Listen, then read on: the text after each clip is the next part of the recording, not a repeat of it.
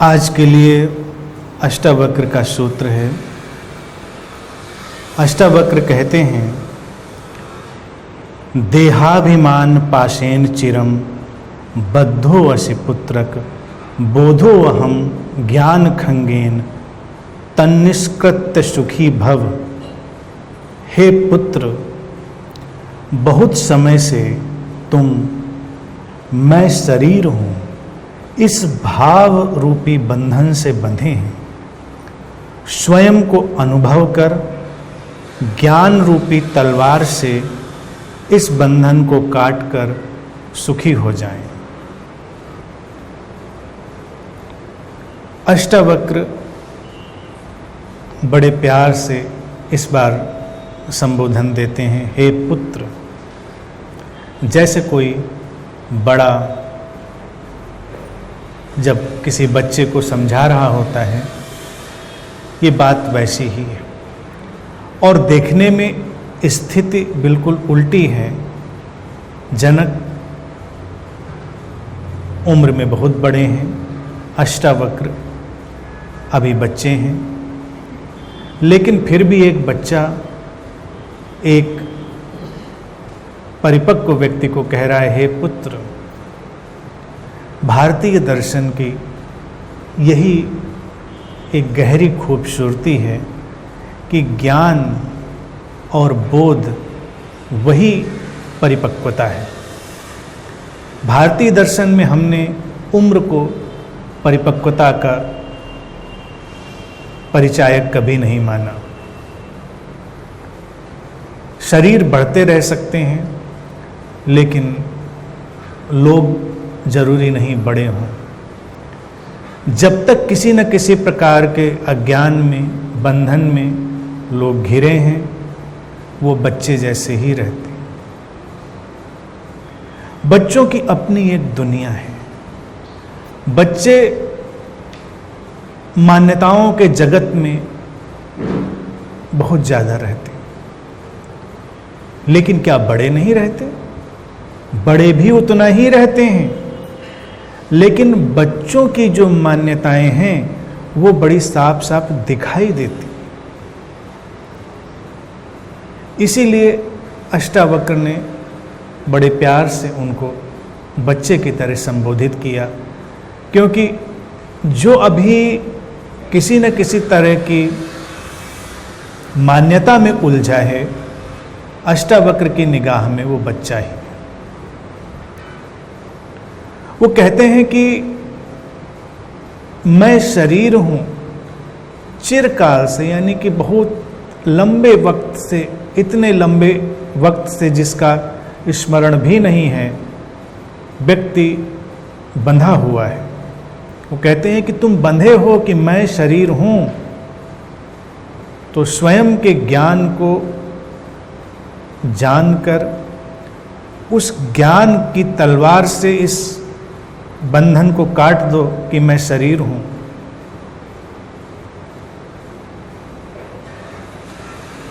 बात इतनी सीधी, इतनी सटीक, हर सूत्र अष्टावक्र का इस तलवार के जैसा ही है। हमको मान्यताओं के जगत को समझना पड़ेगा। हर व्यक्ति किसी न किसी तरह की मान्यता में जी रहा है। सबसे गहरी मान्यताओं में से जो मान्यता है, अष्टावक्र ने उसका जिक्र किया है कि मैं शरीर हूं, यानी कि हम शरीर ही तो नहीं हैं, हम शरीर, मन और चेतना का एक जोड़ है। हमारा शरीर भी एक जोड़ है 5 तत्वों का, और हमारा होना, हमारी बीइंग, वो जोड़ है शरीर का और चेतना का। इन दोनों के टकराव से बीच में मन की घटना पैदा होती है। तो कहने को 3 कह सकते हैं, लेकिन वस्तुतः तो 2 ही। एक है पदार्थ और एक है चैतन्य, मटेरियल और कॉन्शियसनेस। इन दोनों का जोड़ और इन दोनों के जोड़ के बीच पैदा हुआ मन, हम वो पूरा हैं। तो ये कहना कि मैं शरीर नहीं हूँ, अष्टावक्र केवल समझाने के लिए कह रहे हैं, दोहराने के लिए नहीं कह रहे हैं। बहुत सारे लोग इसको दोहराने भी लग सकते हैं, तो वो ये याद करने लग सकते हैं कि मैं आत्मा हूँ, मैं चेतना हूँ, लेकिन तुमको तो अभी उसका भी बोध नहीं। हम तो हैं एक जोड़, ये जानना। लेकिन इस जोड़ को काटने के लिए जहाँ से शुरुआत होनी चाहिए, सबसे पहली वो उसी की ओर इशारा कर रहे हैं। जैसे कोई घर बहुत दिनों से बंद पड़ा है, घर के अंदर बहुत सारे कमरे बंद पड़े हैं, लेकिन पहले तो उसका जो मुख्य द्वार है, जो उसका गेट है, जो बंद है, पहले उसका ही ताला तोड़ना पड़ेगा। शरीर वही मुख्य द्वार है, उसका ही अगर ताला टूटे तो फिर बहुत सारे अंदर के जो बंद तहखाने हैं, बंद कमरे हैं, उनके भी ताले टूटने लग जाते हैं।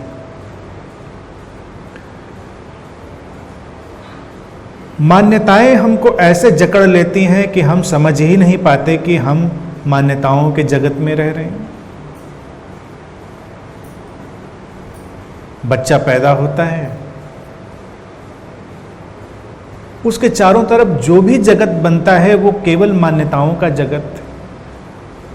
इस बात को अगर हम जाग कर देखें तो हमें हैरानी होगी। कौन माता पिता है, कौन संबंधी है, बच्चे को इसका क्या बोध। हम उसके ऊपर प्रोजेक्ट करते हैं, हम उसके ऊपर प्रक्षेपित करते हैं कि हम तुम्हारा परिवार हैं, हम तुम्हारे माता पिता हैं। बच्चा उस मान्यता को ग्रहण कर लेता है और फिर उस मान्यता के साथ वो जीता है। बदल दे माता पिता, बदल दे परिवार, बच्चे के लिए वो सब बदल जाएगा। उसके लिए कोई डीएनए टेस्ट नहीं है, वो तो हम बाद में लेकर आते हैं कि हम डीएनए टेस्ट कराएं। बच्चा तो जो देख रहा है, जिसका इंप्रेशन अपने ऊपर ले रहा है, जिसकी छवि उसके ऊपर पड़ रही, उसके लिए वही सच है। और फिर इसमें कुछ जो नैसर्गिक, नेचुरल, मौलिक ज़रूरतें हैं वो अपना काम करती चली जाती हैं और उनके ताने बाने में सब चीज़ें बुनती चली जाती हैं। भूख प्यास, सर्वाइवल की जो ज़रूरत है, बच्चा अभी उसी पर खड़ा है, सर्वाइवल। और सर्वाइवल के चलते ही वो सब स्वीकार करता चला जाता है। लेकिन फिर अगर हम दृष्टिपात करें तो जीवन पर्यंत क्या व्यक्ति सर्वाइवल में ही नहीं लगा रहता? जो व्यक्ति जीवन पर्यंत सर्वाइवल में ही लगा है और सर्वाइवल की ही जुगत में लगा है, वो अभी बचपन से आगे बढ़ा ही नहीं। बिल्कुल जब बच्चा अभी अबोध है, बोलने लायक भी नहीं है, तब उसको अपने सर्वाइवल की चिंता नहीं है, क्योंकि उसको समय पर सब कुछ मिल जा रहा है प्राकृतिक रूप से। भोजन की व्यवस्था भी प्रकृति ने कर दी है, सब व्यवस्था है उसके लिए। लेकिन जब बच्चा बड़ा होता है और बोलने लगता है, समझने लगता है, आसपास उसके अंदर मन पैदा होने लगता है, तब उसके अंदर डर भी पैदा होने लगता है कि पता नहीं जो व्यवस्था चल रही है चलेगी भी कि नहीं चलेगी। जो भोजन मिल रहा है सर्वाइवल के लिए वो मिलता ही रहेगा कि नहीं, कहीं क्राइसिस ना हो, कहीं कमी ना पड़े, कहीं कोई हमारे ऊपर ध्यान ना दे। और ये भी एक मान्यता है जो उसने अपने आसपास के परिवेश को देखकर धीरे धीरे सीख ली है, क्योंकि उसको लगता है कि ऐसा भी होता है, कभी भोजन नहीं भी मिलता। बड़ों को देखता है, हमको लगता है कि बच्चा को समझ नहीं रहा, लेकिन वो सब कुछ समझ रहा है, वो सब कुछ एब्जॉर्ब कर रहा है। यहाँ तक कि घरों में जब हम पेट्स पाल लेते हैं तो उनका व्यवहार बदल जाता है जंगल के स्वच्छंद उनके जीवन के तुलना में। जंगल में वो अपना भोजन तलाशते हैं, रहते हैं, खेलते कूदते हैं, निश्चिंत हैं, दौड़ते भागते हैं। यहाँ हमने उसको बांध लिया, भोजन देने का हमने नियम बना दिया, इस समय मिलेगा, इस समय मिलेगा। यहाँ तक कि उसको बाहर निकालने, टहलाने और घुमाने का भी हमने समय बांध दिया। उसकी सारी आज़ादी, सारी स्वच्छंदता हमने ले ली। तो पेट्स के अंदर भी भय प्रवेश कर जाता है, असुरक्षा प्रवेश कर जाती है। उनको लगता है कि भोजन मिले ना मिले, खाना पता नहीं मिले, क्योंकि उसको भी सर्वाइवल चाहिए अपना। तो घरों में रहने वाले जो पेट्स हैं अक्सर वो ज़्यादा खाने लग जाते हैं। जंगल में जानवर अपनी भूख से ज़्यादा नहीं खाते, लेकिन घरों में असुरक्षा की वजह से वो वैसा व्यवहार करने लगते हैं। उनके चारों तरफ भी मान्यताओं की दुनिया पैदा हो जाती है, जिस भी स्तर का उनके अंदर मन है। लेकिन बच्चों का, जो मनुष्य का बच्चा है, उसका तो बिल्कुल अलग ही जगत है। उसकी मान्यताओं की दुनिया भी बिल्कुल अलग है, क्योंकि उसके पास मन की ज़्यादा सक्रिय घटना है। फिर देखो बच्चा बड़ा होने लगता है, खेल खिलौने वो सब उसके अपने मन से निकल रहे हैं। उसकी जो मान्यता है किसी भी चीज़ को खेल बना लेती है, किसी भी चीज़ से वो खेल लेता है। टेडी के साथ वो सो जाता है, उससे दोस्ती कर लेता है, उससे बातें कर लेता है। बच्चों को जब हम गुड्डे गुड़ियों से बात करते हुए, टेडीज़ के साथ बातें करते हुए, स्टफ टॉयज के साथ ज़िंदगी बिताते हुए देखते हैं तो हम हंस लेते हैं। लेकिन हम भी जीवन पर्यंत यही करते हैं। हमारे लिए इंसान भी स्टफ टॉय जैसा हो जाता है, हमारे रिश्ते स्टफ टॉय जैसे हो जाते हैं, और ये मंदिर और भगवान भी स्टफ टॉय जैसे हो जाते हैं। हम उनसे भी वही व्यवहार करते रहते हैं, क्योंकि बचपन से निकलकर बड़ा होना बड़ी चुनौती है, बड़ा भारी चैलेंज है। अष्टावक्र यूं ही नहीं कह रहे हैं कि चिरकाल से इस भाव में जो तू बंधा है, शरीर से बंधा है, तो शरीर से संबंधित जितनी भी चीजें हैं उनसे भी व्यक्ति बंधा हुआ है। हमको उन सारी चीजों को देखना पड़ेगा। बच्चा थोड़ा बड़ा होता है तो वो जब देखता है कि अरे ये तो इतना महत्वपूर्ण नहीं था, तो वो उन चीज़ों को किनारे भी कर देता है, अपने खिलौनों को किनारे कर देता है। लेकिन खिलौनों से खेलने की आदत नहीं जाती। फिर उन आदतों के चलते हुए वो व्यक्ति धर्म, मंदिर, मस्जिद, गिरजा, गुरुद्वारे इनका निर्माण करता है। पहले उसका खिलौने का छोटा सा घर होता है जिसके साथ वो खेलता है, फिर धार्मिक रूप से ये सब मंदिर मस्जिद बन जाते हैं, खिलौने के घर, उसमें उसके स्टफ टॉय अलग तरह से स्थापित हो जाते हैं, और फिर खिलौने का घर ही उसका वास्तविक घर भी बन जाता है, जिसमें बहुत सारे संबंध स्थापित हो जाते हैं, जिनका मूल्य भी स्टफ टॉय से ज़्यादा नहीं होता। इसीलिए झगड़े हैं, झंझट है। लोगों को लगता है कद्र नहीं है संबंधों में, वो समझ नहीं है, वो मान्यता नहीं है। क्योंकि जब तक तुम किसी को संतुष्ट करते रहते हो, किसी का मनोरंजन करते रहते हो, मनोरंजन से तात्पर्य यही है कि उसके मन के अनुसार, तब तक संबंध बड़े रसपूर्ण रहते हैं। लेकिन अगर तुम्हारा व्यक्तित्व पैदा हो, तुम्हारे अंदर कोई अलग धारा पैदा हो, तो संबंध टकराने लगेंगे। तो स्टफ टॉय बोलने लगा। बच्चा खींच कर ले जा रहा है, उसको कहीं भी रख रहा है, किसी भी कोने में कैसा भी व्यवहार कर रहा है, वो बोलता नहीं। अगर वो एक बार बोल दे कि नहीं मुझे नहीं जाना, या मुझे उस कोने में नहीं बैठना, आज मुझे तुम्हारे साथ बिस्तर पे नहीं आना, लेकिन बच्चा जब चाहता है उसको अपने बिस्तर पे खींच लेता है, कोने में रख देता है, नहीं मन करता है तो ध्यान भी नहीं देता उसकी तरफ। तो अगर हम अपने संबंधों के जगत में देखें तो क्या ऐसा ही मान्यताओं का व्यवहार नहीं चल रहा है? थोड़ा हम समझदार हो जाते हैं तो कहते हैं कि नहीं, दूसरों का भी ख्याल रखते हैं। वो इसलिए रखते हैं क्योंकि अपना ख्याल गड़बड़ ना हो जाए, अपने ख्याल में खलल ना पड़े, इसलिए दूसरों का ख्याल रखना पड़ता है। लेकिन वास्तविक रूप में दूसरे का ख्याल आता है ऐसा नहीं। वो तो एक विकसित चेतना, जब हम जीवन की धाराओं को जानेंगे, अनुभव करेंगे, शरीर की सीमाओं से हटेंगे, चैतन्य का प्रवाह अनुभव करेंगे, उस कॉन्शियसनेस का फ्लो जानेंगे, तभी दूसरे के वजूद का, उसकी आइडेंटिटी का एहसास भी हमको होगा, अन्यथा हमारे लिए वो एक मान्यता है। तो लोग अपनी मान्यताओं के कारण बहुत टकराव में पड़े रहते। मन किया तुम्हारा हंसने का तो तुम हंस रहे हो। संबंधों को देखें अपने, कितना फनी है। अष्टावक्र उसी की ओर इशारा कर रहे। आज तुम्हारा मूड अच्छा है, तुम हंसी में जीना चाहते हो, तुम हंस रहे हो, तब तुमको दूसरा तुम्हारे उस खेल में शामिल चाहिए। लेकिन जब तुम्हारा हंसने का मन नहीं है, तब दूसरा हंसना चाह रहा है, तब तुमको वो खेल में नहीं चाहिए। तुमको अपने खेल में तुम्हारे खिलौने चाहिए। सर्वाइवल के लिए लोग ये भी कर लेते हैं कि खेल को समझकर उन्हीं नियमों के हिसाब से चलते रहते हैं, जिससे खेल बिगड़े ना। जान जाते हैं कि यही उम्मीद है हमसे, यही अपेक्षा करी जा रही है, तो उस अपेक्षा के हिसाब से चलते रहना उचित।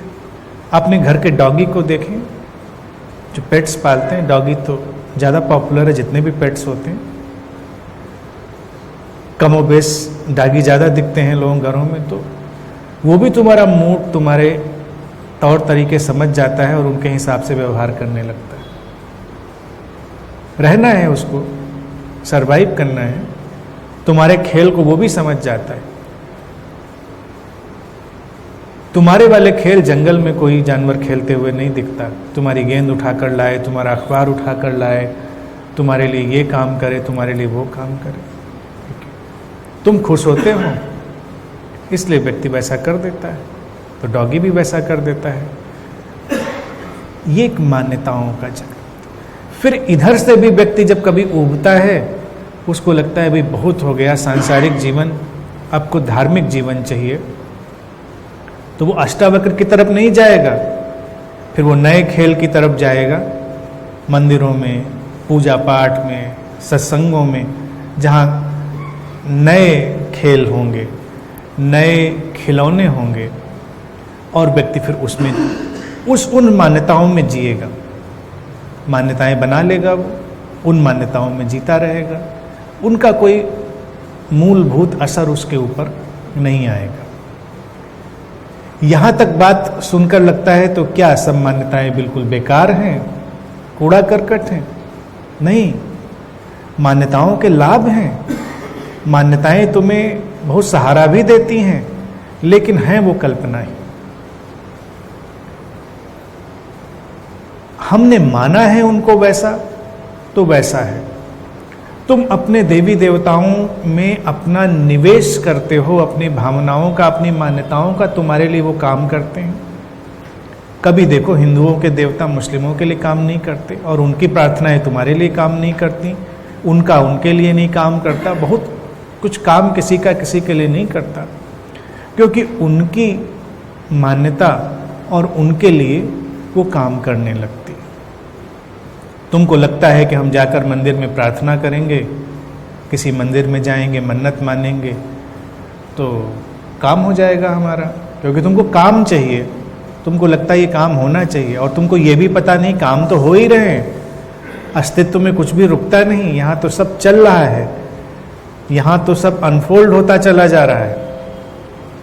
तो मन्नत पूरी कराने वाले खेल तुम देखो हर जगह चलते हैं। तिरुपति बालाजी से लेके शिरडी साईं से लेके हर गली कूचे का मंदिर, पेड़, बोध गया से लेके सारनाथ से लेके हर जगह जो लोग उसके विरोध में खड़े रहे होंगे, वहाँ भी सब कहीं कोई घंटी लटका रहा है, कहीं कोई झंडी बांध रहा है, तो कहीं गांठें बांध रहा है, तो कहीं पर्चियाँ लटक रही हैं। कुछ न कुछ चल रहा है, क्योंकि मान्यता है तुम्हारी, इससे काम हो जाएगा। तो मान्यता है। फिर तुमको कई बार लगता है नहीं काम तो हो जाता है। काम इसलिए हो जाता है क्योंकि तुम मान लेते हो कि होगा, तो हो जाता है। जिसकी जितनी दृढ़ मान्यता हो जाए उतना ही असर हो जाएगा। यही इस धारणा और मान्यता की ताकत, उसको समझें। हम अपने चारों तरफ जो दुनिया पैदा करते हैं वो सक्रिय होने लगती है, वो सांसें लेने लगती है जब हम कोई खास किस्म की मान्यता और कितनी शक्ति से उसमें डालते हैं, उसका असर आने लगता है। तो चमत्कार कहीं नहीं है या कहीं भी कोई अड़चन नहीं है, केवल एक हमारी मान्यता। एक और उदाहरण देखें, एक अकल्ट का जगत, भूत प्रेतों पिशाचों का जगत, कहने को तो वो एक दुनिया भी है, लेकिन 99% लोगों की वो दुनिया मान्यता की ही दुनिया है। जो लोग भूत प्रेतों पिशाचों में यकीन करते हैं उनको वो जगह जगह दिखते हैं, जो यकीन नहीं करते उनको कहीं नहीं दिखते। जो व्यक्ति बिल्कुल नास्तिक है, भरोसा ही नहीं करता है तिनका भर, वो आराम से रहता है, उसको कहीं कोई भूत प्रेत नहीं पकड़ता। और जो बड़ा भरोसा करता है उसको कदम कदम पर पकड़ लेता है। गांव में जाइए, कम पढ़े लिखे लोग हैं, लगता है सारा कंसंट्रेशन देवी देवताओं और भूत प्रेतों का उधर ही हो गया है। उनके यहाँ हमेशा दिखाई देगा। पढ़े लिखे लोग, शहरों में रहते हुए लोग, उनके यहाँ कम।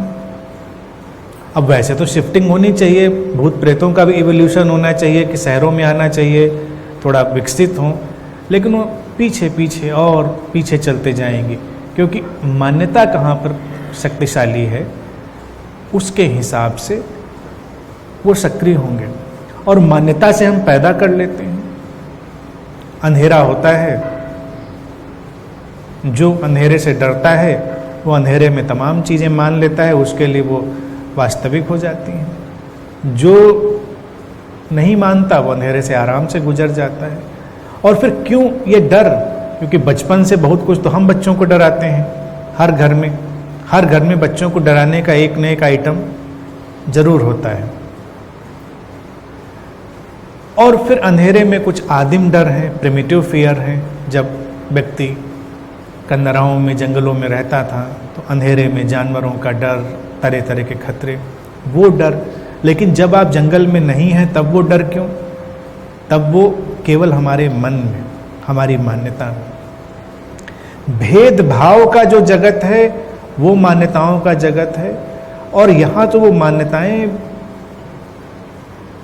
फैक्ट्री लाइन पर बनाई जाती रहती हैं, प्रोड्यूस करी जाती रहती हैं। जाति पाति का बंटवारा, वो भी एक किस्म की मान्यता। और तुम देखो कि अभी जब इस समय थोड़ी चेतना जागने लगी तो लोगों को फिर भी वो बंधन टूटते हुए नजर आने लगे। नहीं तो पहले ब्राह्मण के घर में पैदा होने वाला बच्चा अपने को विद्वान ही समझता था, हो भी जाता था विद्वान, क्योंकि मान्यता थी, उसके लिए वो बड़ा आसान था। शूद्र के घर में पैदा हुआ, वो अपने को वैसा ही मान लेता था और वैसा ही रह जाता था। वो ट्रांसेंडेंस, वो अतिक्रमण नहीं होता था। समाज चूंकि इस व्यवस्था से, एक सुविधा से चल रहा था, तो लोगों ने बहुत कोशिश करी कि ये ट्रांसेंडेंस ना हो, ये मान्यताएं ना टूटे, मान्यताएं चलती रहें, सुविधाजनक है। आज भी देखिए बहुत सारे लोग नहीं चाहते कि मान्यताएं टूटे, क्योंकि फिर तुम्हारे लिए सुविधाएं कम होंगी, तुम्हारे लिए बहुत सारे ढांचे बदलेंगे। तो ये जो सामाजिक, राजनैतिक, धार्मिक परिदृश्य था, इसने अलग अलग किस्म की मान्यताओं को व्यक्ति के अंदर हमेशा बोते रहने का काम किया। अष्टावक्र सारी मान्यताओं को उखाड़कर व्यक्ति को उसके मूल स्वभाव में ले आना चाहते हैं। अष्टावक्र के प्रकाश में, उनकी रोशनी में कोई भी धार्मिक दुकान नहीं चल सकती, किसी भी गुरु का धार्मिक कार्य व्यापार नहीं चल सकता। आध्यात्मिकता फैल सकती है, रोशनी फैल सकती है, लेकिन अगर वो सोचे कि कार्य व्यापार चलेगा तो नहीं हो सकता, क्योंकि कुछ बेचने के लिए, कुछ देने के लिए नहीं है।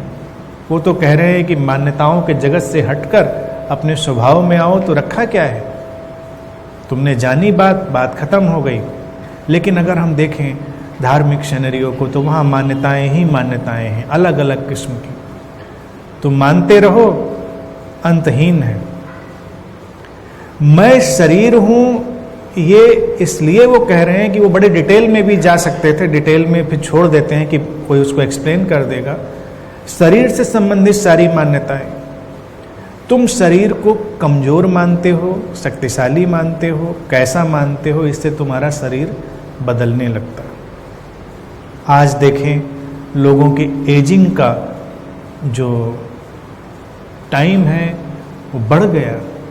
आज व्यक्ति को 60 साल तक युवा कहा जा सकता है, वो 65 साल से ऊपर फिर वृद्ध होना शुरू होता है। ठीक से तब भी नहीं कह सकते उसको। पहले तो 40 के बाद ही व्यक्ति को हम वृद्धावस्था की तरफ ले जाने लगते थे, 50 के बाद तो पक्का ही, और लोग बुढ़े लगने भी लगते थे। आज नहीं लगते।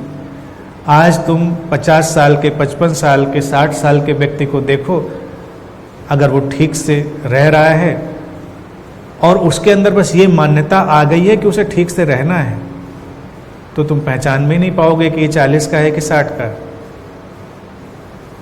शरीर बदल रहा है, क्योंकि शरीर के प्रति मान्यता बदली तो शरीर ने अपने ढंग बदल लिए। स्त्री पुरुषों के बीच जो भेद था वो भी एक मान्यता का भेद था।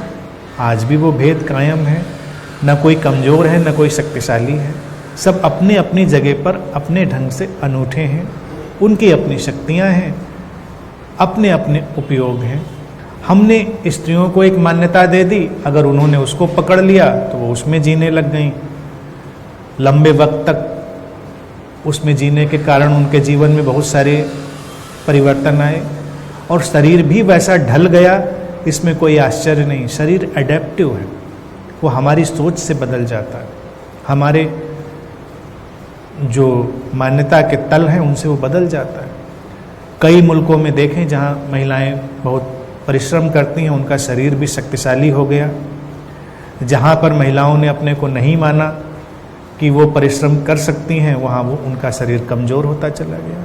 जहाँ पुरुष भी वैसा मान लेते हैं, वहाँ वैसा उनके साथ हो जाता है। तो वस्तुतः ये जो बदलाव हैं ये भी इसी मान्यता पर खड़े हैं। फिर जितना भी साइकिक हीलिंग का जगत है वो सब मान्यता पर खड़ा है।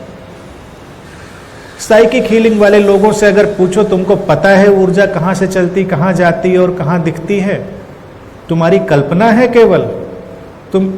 और जितनी उनकी किताबें पढ़ो उसमें वो कहेंगे विजुअलाइज करो, इमेजिन करो, ऐसा हो रहा है, वैसा हो रहा है। पक्के तौर से नहीं पता, तुम विजुअलाइज कर रहे हो। लेकिन अगर तुमने मान लिया तो तुम्हारे ऊपर वो काम कर जाएगा। तुमने नहीं माना तो तुम्हारे ऊपर काम नहीं करेगा। मान्यता का जगत, तुमने माना तुम्हारे ऊपर वो असर कर जाएगा। तो साइकिक हीलिंग का पूरा जगत मान्यता का जगत, उसमें कोई भी आधार नहीं। जो लोग मानते हैं वो झाड़ फूंक कर भी ठीक हो जाते हैं, मिट्टी खाकर ठीक हो जाते हैं, पानी पीकर ठीक हो जाते हैं, कैसे भी ठीक हो जाते हैं, क्योंकि उन्होंने मान लिया। और शरीर में अजीब अजीब चमत्कार भी होते हैं। चमत्कार का अर्थ यही है कि वो व्यवस्था जिसके नियम हम नहीं जानते, बस यही। मेरे पिताजी थे, 60 साल की उम्र में वो कहने लगे कि मेरा दांत निकल रहा है। मैंने कहा कि नहीं, इस उम्र में कोई दांत नहीं निकलता। वो कह रहे नहीं, मेरा दांत निकल रहा है। और वो शायद अपनी मान्यता और अपने विचार में इतने दृढ़ थे कि वो रोज उस पर अपना ध्यान ले जाते रहे होंगे। तो मैंने पहले तो उसको गंभीरता से नहीं लिया। मुझे लगा इनका केवल एक कुछ ख्याली जगत है। लेकिन एक दिन उन्होंने कहा कि देखो निकल रहा है, तो मैंने देखा कि सचमुच में दांत उग रहा है। 60 साल की उम्र में दांत का उगना शरीर के हिसाब से तो नहीं, लेकिन मान्यता के हिसाब से हो सकता है, क्योंकि शरीर में सारी संभावनाएं सोई पड़ी हैं। शरीर की संभावनाएं जाग सकती हैं और शरीर अपने ढंग से रिस्पॉन्स कर सकता है। कई उदाहरण ऐसे भी मैंने सुने हैं कि व्यक्ति के बाल सफ़ेद हो गए और उसके बाद काले हो गए, जैसा कि सुनने में बहुत कम आएगा। किसी को अगर ऐसी मान्यता पकड़ जाए तो कोई ये असंभव बात है। अगर काले सफ़ेद हो सकते हैं, काले सफ़ेद होने का उदाहरण तो सुना ही होगा सबने। महाभारत में भीष्म पितामह के उदाहरण है कि जब उनको सदमा लगा तो एकदम से वो बुढ़े हो गए, बाल सफ़ेद हो गए।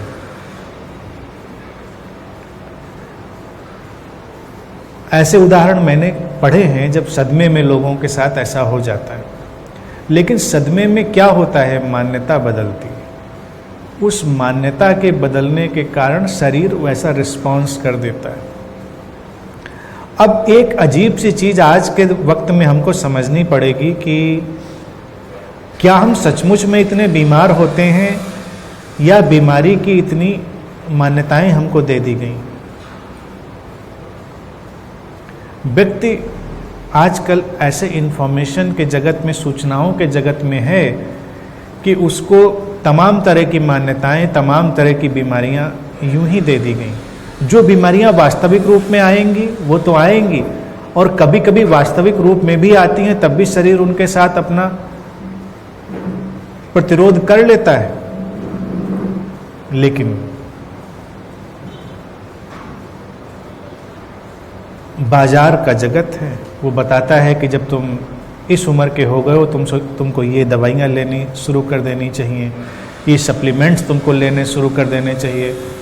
फिर अगर किसी दिन बाजार को लग जाए कि ये सप्लीमेंट अब काफ़ी हो गया, अब ये वाला आना चाहिए, तो तुरंत ही किताबें, आर्टिकल सभी आ जाएंगे कि ये वाला सप्लीमेंट उचित नहीं है, अब ये सबसे अच्छा है, तुमको ये लेना चाहिए, तुम वो लेते हो।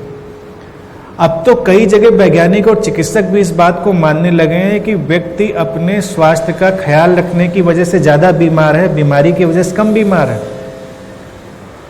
क्योंकि हम इतनी तरह तरह की दवाइयाँ खा रहे हैं, उसकी वजह से ज़्यादा बीमार हैं, अपने को बीमार मानकर।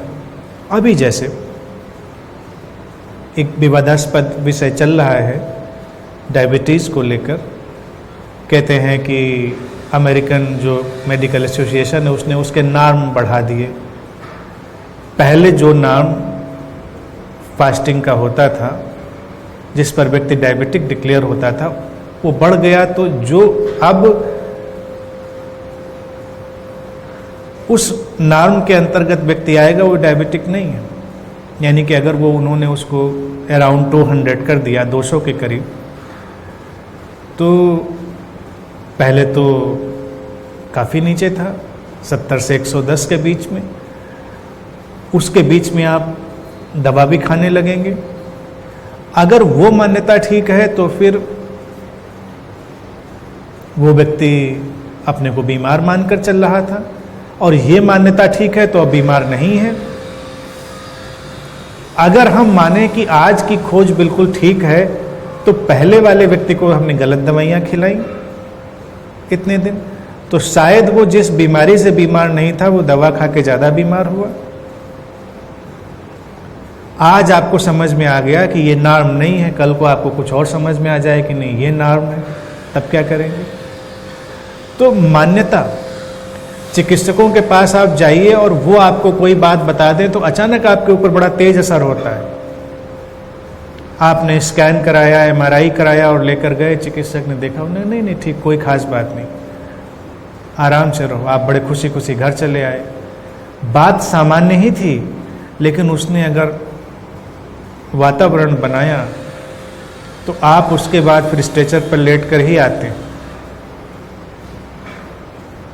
कहाँ चली जाती ऊर्जा और कहाँ से आ जाती है? मान्यता है। कहाँ ताकत जाती, कहाँ से आती? अभी कुछ वर्ष पूर्व एक पुस्तक आई थी जिसमें एक महिला ने लिखा उसके पेट में बहुत बड़ा ट्यूमर हुआ। वो लिखती है फुटबॉल साइज का ट्यूमर हुआ।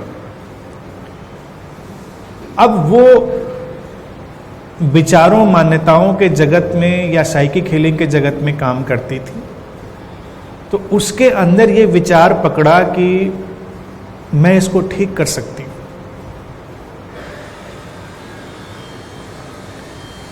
चिकित्सकों ने जब उसका चेकअप किया और उसको कहा कि नहीं, तुम्हारे लिए अर्जेंसी है, सर्जरी तो मस्ट है, तुम्हारी जान जा सकती है, तो उसने चिकित्सकों से पूछा कि कितना वक्त मुझे मिल सकता है। तो चिकित्सकों ने कहा कि मुश्किल से 20-25 दिन, इसके बाद तुम्हारे ऑर्गन्स अफेक्टेड हो रहे हैं, उनमें ब्लीडिंग शुरू हो सकती है और इमरजेंसी सर्जरी की ज़रूरत पड़ेगी। तो उसने कहा मुझे इतना वक्त चाहिए। चिकित्सक ने कहा कि तुम्हारी बात पर मुझे यकीन तो नहीं है, लेकिन इतना तुम्हारा कॉन्फिडेंस है, तुम्हारा इतना मन है, तो इतना वक्त लो, लेकिन संपर्क में रहना, जैसे ही कोई समस्या हो तुरंत एडमिट होना और सर्जरी में जाना। सारी बात ओके हुई, उसने अपने घर में बताया और वो एकांत में चली गई, सेक्लूजन में चली गई। अब वो कहती है कि कुछ समझ में नहीं आया कि मैं क्या करूं, तो जो उसके अंदर से चल रहा था अपना एक इंट्यूटिव वे प्रवाह, उसके हिसाब से चलने लगी, या जो जो समझ उसके पास थी कि ये खाना पीना ठीक रहता है वो करने लगी एकांत में। सब चलता रहा। एक दिन अपने इस सारे भाव दशा के बीच में उसको जो सबसे महत्वपूर्ण एहसास हुआ कि भय जाता रहा। बीमारी और मौत का जो भय था वो उसके अंदर से चला गया। उसको लगा कि ठीक, जो होगा सो होगा, देखा जाएगा। स्वीकार कर लिया उसने और उसका पेट कम होने लगा। तो उसको और यकीन आया कि बात हो रही है। फिर जब वो चेकअप के लिए निश्चित वक्त के पास गई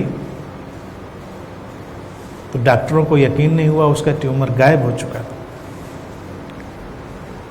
अब सवाल ये उठता है, क्या सबको ऐसा ही करना चाहिए? मेरा इस पे कहना है कि मान्यता किसकी कितनी प्रगाढ़ है इस पर निर्भर करता है। ये सोचकर कोई करेगा और डरा डरा रहेगा तो उसकी मान्यता उसके लिए हो सकता है काम ना करे। उस महिला ने इस पर पूरी किताब लिखी। वो कहती है इस फिनोमिना को समझने में मुझे 1-2 साल लगे। क्या हुआ मेरे साथ जिससे ये असर हुआ?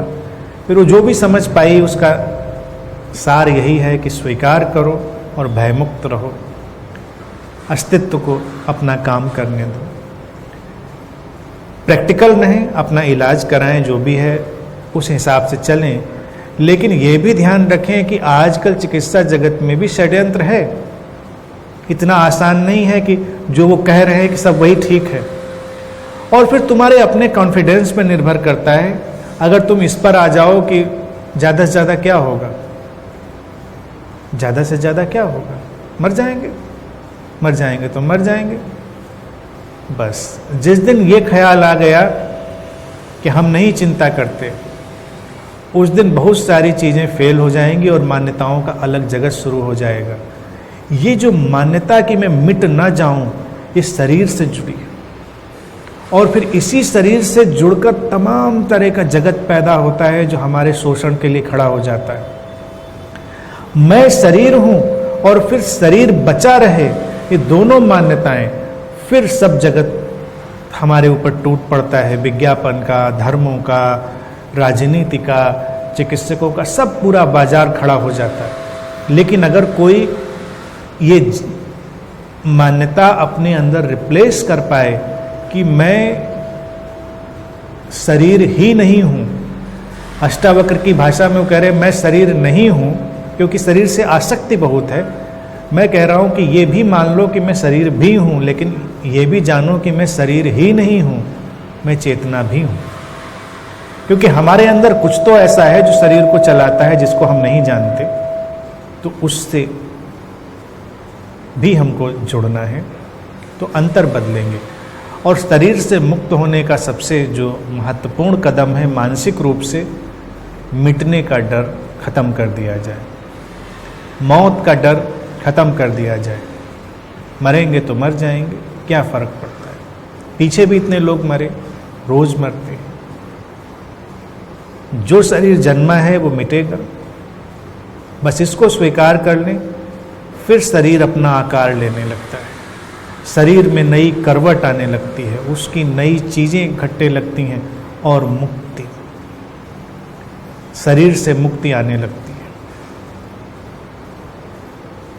शरीर से आसक्ति मृत्यु के भय के कारण,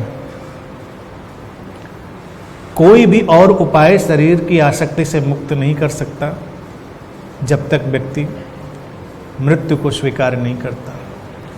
काम वासना से जो आसक्ति है वो भी शरीर की आसक्ति के कारण है। उसमें भी हमने मान्यताएं ही डाली हैं अपनी, हर चीज में हमने अपनी मान्यताएं ही डाली हैं। जो नैसर्गिक है वो होगा, जो नैसर्गिक नहीं है, जो नेचुरल नहीं है वो नहीं होगा। बस इतना अगर हम ध्यान रख पाए तो देखेंगे कि बड़ा अंतर आ रहा है जीवन में, और हमारे जीने के ढंग में बहुत अंतर आ रहा है। हम चीज़ों को अलग ढंग से देख पा रहे हैं। फिर जो लोग इस विचार और इस पर काम करते हैं वो कुछ और भी चीज़ें देखते हैं, वो भी समझने की ज़रूरत है, वो भी बड़ी काम की है कि जैसे ही हमारे अंदर कोई खास मान्यता बहुत गहरे उतरती है तो कहते हैं उसकी इमेज बनने लग जाती है। हर मान्यता एक इमेज बनाती है। जैसे कि अभी आप गुलाब के बारे में सोचें तो गुलाब की इमेज आपके अंदर बनती है, क्योंकि गुलाब को आपने देखा है। लेकिन अगर मान लो गुलाब को नहीं भी देखा है आपने, आपके अंदर प्रेम की, घृणा की, भय की कोई भी मान्यता बने तो वो भी अपना एक आकार लेगी, उसके भी कुछ आकार प्रकार होंगे। हम प्रेम से, शांति से भरते हैं, देवी देवताओं को देखना चाहते हैं तो तुम देखो कि हमारा मन उनको सुंदर सुंदर ही कल्पना में लाता है, यानी कुछ आकार सुंदर सुंदर से बनते हैं। हम भय और घृणा से भरकर जब अपना जीवन जी रहे होते हैं तो हमारे सामने वही असुर, भूत, प्रेत आते हैं और वो कुछ भयानक भयानक से ही आते हैं। क्या ऐसा नहीं हो सकता भूत प्रेत भी बड़े सुंदर हों और देवता भी बिल्कुल असुंदर हों? बहुत संभावना है। लेकिन कोई देवी देवता को असुंदर कल्पना नहीं कर पाता, और भूत प्रेत को भी, कोई पिशाच को भी सुंदर कल्पना नहीं कर पाता। बड़ी मुश्किल है, मान्यता है। जबकि उल्टा हो सकता है। अपने समाज में देखें तो ऐसा तुमको रोज दिखाई देगा कि ये तो उल्टा ही चल रहा है यहाँ मामला, यहाँ तो सीधा है ही नहीं कुछ। मान्यता तो वो जो हमारे अंदर एक आकार बनता है वो फिर बाहर हवा में तैरने लगता है। अब मैं क्या देखता हूँ आज के जगत में, मान्यताएं भी व्यक्ति करता नहीं है, मान्यताएं तैर रही हैं। सदियों से जो अष्टावक्र कह रहे, चिरकाल से मान्यताएं जो बनाई हैं, तो तमाम तरह की मान्यताएं बनते बनते एक दूसरे के परम्यूटेशन कॉम्बिनेशन से बढ़ते हुए तमाम तरह की मान्यताएं, और वो पूरे जगत में तैर रही हैं अपनी ऊर्जा और विचार के कलेक्टिव फॉर्म के रूप में। और जो भी रिसेप्टिव बॉडी माइंड हैं उनके अंदर वो मान्यताएं उतरती चली जाती, तो व्यक्ति करता भी नहीं, उसके अंदर उतर जाती है, वो ऐसा मान बैठता है। सौभाग्यशाली कोई है कि अष्टावक्र जैसे गुरु के सामने आ जाए तो एक नई मान्यता उसको मिल जाए।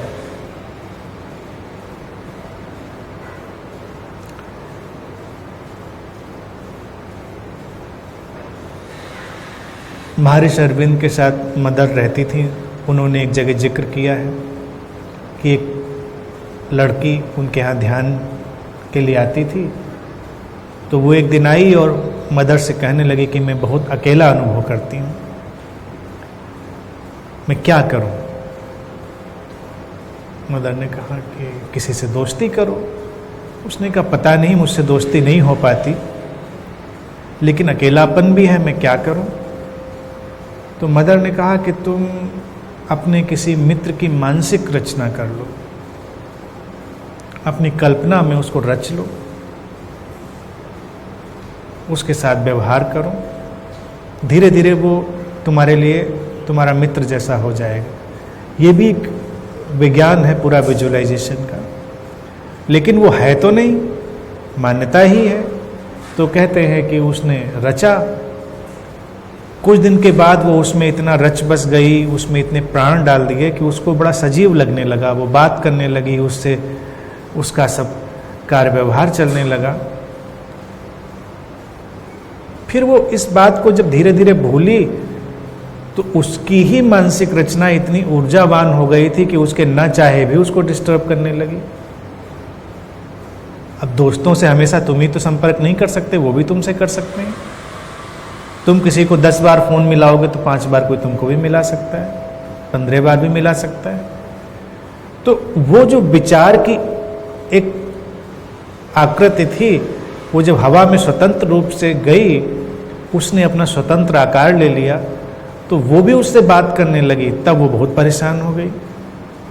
उसने कहा कि यहाँ तक तो ठीक था, अब मुझे अकेलापन तो अपनी जगह, मुझे शांति से बैठने को नहीं मिलता। मैं शांति से बैठूं और वो मुझको डिस्टर्ब करती है।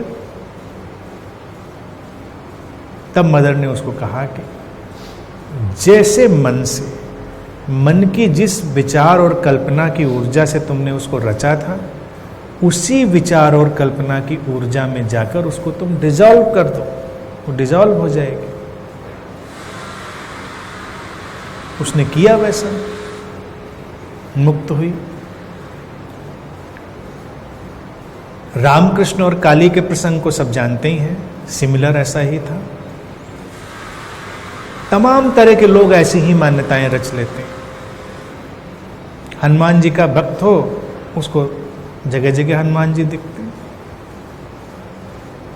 और दिखते वही मूर्ति वाले ही हैं।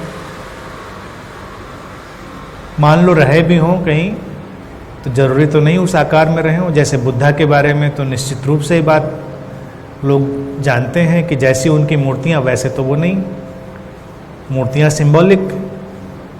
तो अगर किसी को बुद्धा भी दिखें तो मूर्ति वाले तो नहीं दिखेंगे। अगर मूर्ति वाले दिखें तो इसका मतलब उसकी मान्यता है।